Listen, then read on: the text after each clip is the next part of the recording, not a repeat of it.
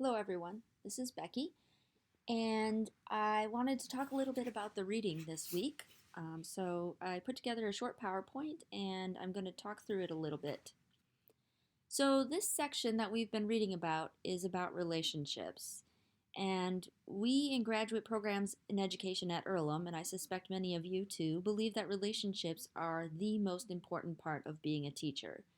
That without positive relationships with your students, it's going to be very difficult to help them learn. So we say that building a relationship is a powerful way to change a student's life.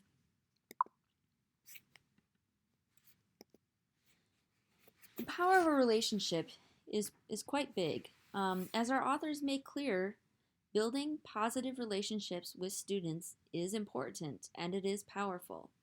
Even if you never get to see the results, your safe presence may dramatically change a life in a positive way. And I think we saw that in some of the stories that they outlined in the book. In particular, um, the story about the woman in the trailer park who was always outside her trailer at 3 o'clock and never even exchanged names with the young girl, but was a safe, constant presence in the girl's life. And that changed her life. I mean, she looked back to that woman as someone who helped her become successful. That's huge. And you can be that person in a different location, in a different way, but you can be that person. It's very powerful. And that's why we need to be safe enough and healthy enough for all of our students. We're not going to be super close to every student, and that's fine. It doesn't mean it's fine to pick favorites either, but we want to make sure that we have a safe place for all students, that we're willing to reach out to all students, and that all students know that when they enter our classroom, they're going to be in a place where they feel secure. So on page 103, the authors talk about some safety factors that you can have in your school and classroom.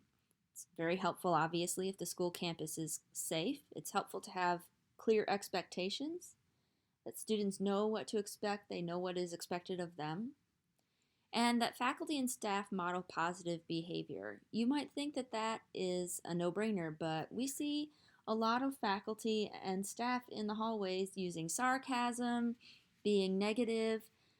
That's not an uncommon occurrence.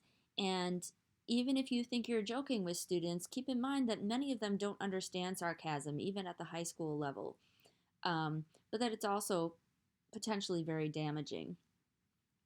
The additional measures I thought were very important. I think it's important to communicate with families, and I think routine is important. One thing I wanted to really highlight is having assigned seats for your students. I know that many teachers don't, that they want students to feel comfortable and sitting wherever they would like. But study after study shows that not having assigned seats makes students uncomfortable. The students who are comfortable are the ones who are already popular and high on the social ladder. What happens is students seat themselves in ways that those who are already marginalized, already facing difficulty socially, are also marginalized in some way that is very hard for the teacher to see because it could be the front, it could be the back, it could be a lot of things, that they're marginalized in the seating.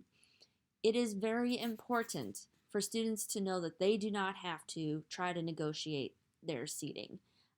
So I would say in most cases, you want to consider having assigned seats.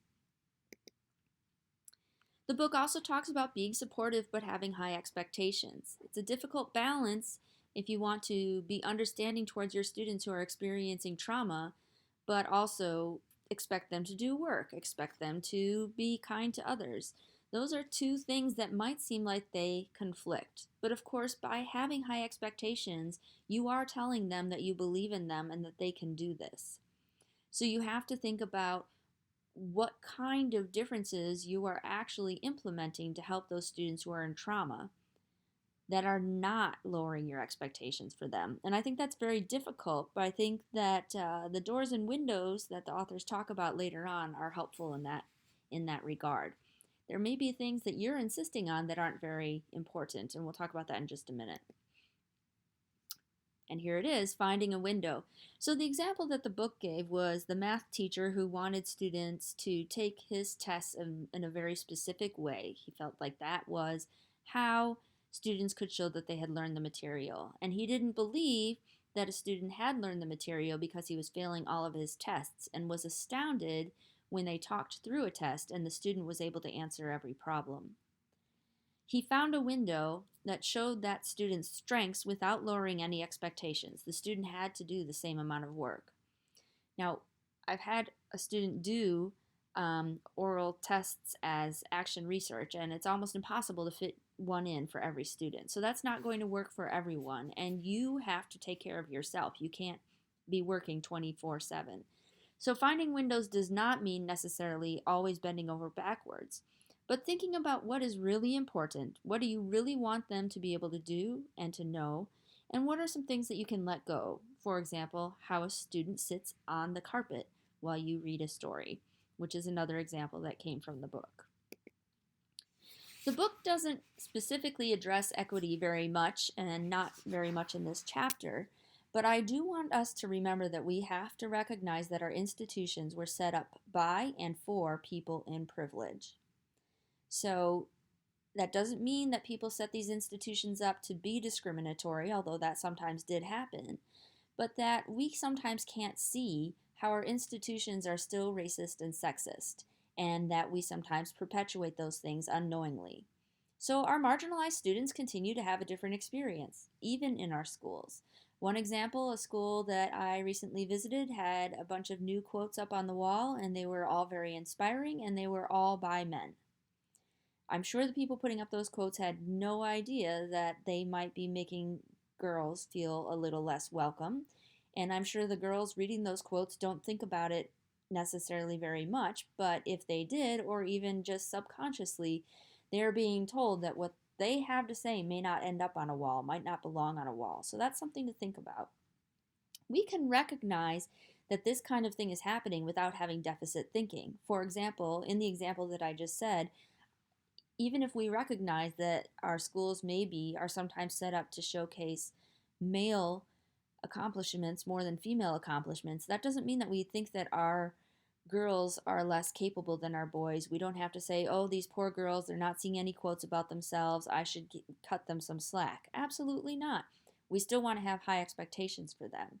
But we do need to recognize that marginalized people are facing all the time lots of little things like not being represented in the hallways, on the walls, in pictures, in magazines. These things are happening all the time. Those are not traumatic things, but they are things that subconsciously or not are hurting our marginalized students. Okay, well, that's the end of this presentation.